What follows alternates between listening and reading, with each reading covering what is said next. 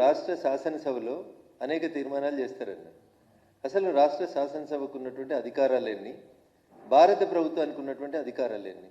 First దయించి శాసనసభలో దేని మీదనైనా తీర్మానం చేసే కంటే ముందు గౌరవ శాసనసభ్యులు 40 మంది 50 మంది కొత్త శాసనసభ్యులు వచ్చారు.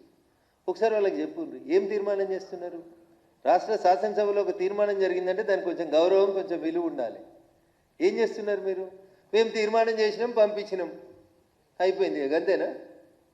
మీరు 100 రోజులు పని దినాలు ఇచ్చారు, మేము 125 రోజులు ఇస్తున్నాం. మీరు వ్యవసాయానికి దాన్ని వ్యవసాయం పనులు జరుగుతున్నప్పుడు ఊర్లలో కూలీలు దొరకక ఇబ్బంది అవుతుందని చెప్పి జనరల్గా ప్రజల నుంచి వచ్చినటువంటి సమస్య, మేము దానికి ఒక సొల్యూషన్ చూపించినాం. 60 రోజులు వ్యవసాయం పీక్గా నడుస్తున్నప్పుడు వాళ్ళని మన్రేగా పనులకు తీసుకుపోవద్దు అని చెప్పినాం. మీరు జీతాలు ఇస్తే, మీరు కూలీలు ఇస్తే, మీరు రూపాయి ఢిల్లీకి వెళ్ళి పంపిస్తే గల్లీకి 15 పైసలు వస్తలేవని మీ నాయకులే చెప్పినారు. మేమిస్తే ఇలా 99.99% యాక్యురేట్గా చేసిన పనికి డబ్బుల్ని మేము ఇస్తా ఉన్నాం. ఇక్కడ బాధ మన్రేగాలో పేరు మారిందని కాదు బాధ, ఆ పేరు లేకపోతే వాళ్ళు బతకలేరు అనేది కాంగ్రెస్ పంచాయతీ.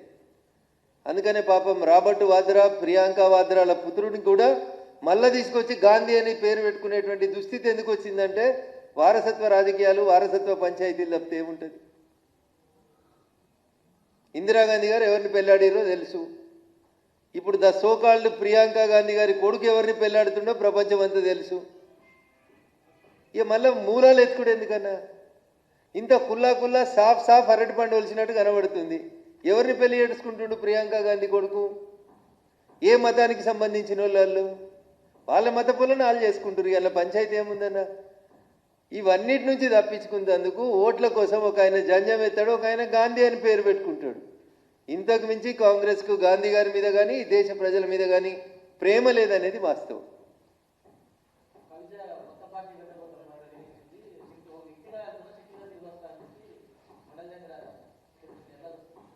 భారత ఎన్నికల సంఘం దగ్గర 6201 పొలిటికల్ పార్టీలు రిజిస్టర్ అయినాయి. సోదరి కవిత గారు రిజిస్టర్ చేస్తే 6202 అయితే సంతోషం, స్వాగతిస్తాం. సమాజం చైతన్యవంతమైంది, తెలంగాణ ఇంకా చైతన్యవంతమైనటువంటి సమాజం. కొత్త పార్టీలు పెట్టడానికి మాకేం అభ్యంతరం లేదు. ఎవరు పార్టీ పెట్టినా, తమిళనాడులో విజయన్ గారు పెట్టిరు, మేము వద్దన్నమా? ఎవరు కొత్త పార్టీ పెట్టినా భారత ప్రజాస్వామ్యాన్ని గౌరవించి, ఎన్నికల సంఘం డ్యూటీస్ని గౌరవించి ఎవరు కొత్త పొలిటికల్ పార్టీ పెట్టినా మేము స్వాగతిస్తాం.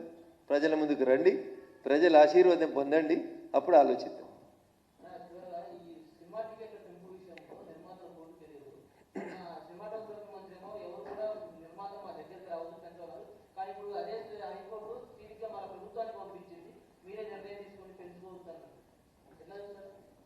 రాష్ట్ర ప్రభుత్వం ఒక నటునికి సంబంధించినటువంటి సినిమా టికెట్లు పెంచుకోవడానికి అవకాశం ఇచ్చి, ఇంకో నటునికి సంబంధించినటువంటి సినిమా టికెట్లు మేము అట్లే ఉండాలని చెప్పడం, ఇది పక్షపాతం కిందికి వస్తుంది.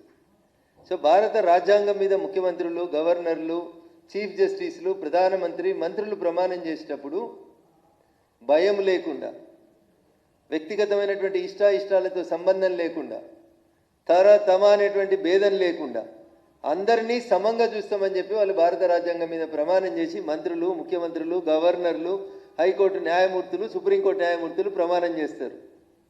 ఒక నటుని సినిమాకి ఒక రూలు, ఇంకొక నటుని సినిమాకి ఇంకొక రూల్ ఉండడాన్ని రాష్ట్ర ప్రభుత్వం ఎట్లా జస్టిఫై చేసుకుంటుందో ఆలోచించండి. పక్షపాత ధోరణి అక్కడ కనబడుతుందా లేదా అనేది దయచేసి ఆలోచించండి. అందుకని ప్రమాణం చేసేటప్పుడేమో భారత రాజ్యాంగం మీద చేస్తామని చెప్పాలి, ప్రమాణం చేసి పదవిలోకి వచ్చిన తర్వాతనేమో మనకు అస్మదీయులు, తస్మదీయులు, నచ్చితే ఒకటి, నచ్చకపోతే ఇంకొకటి. So this is very unfair.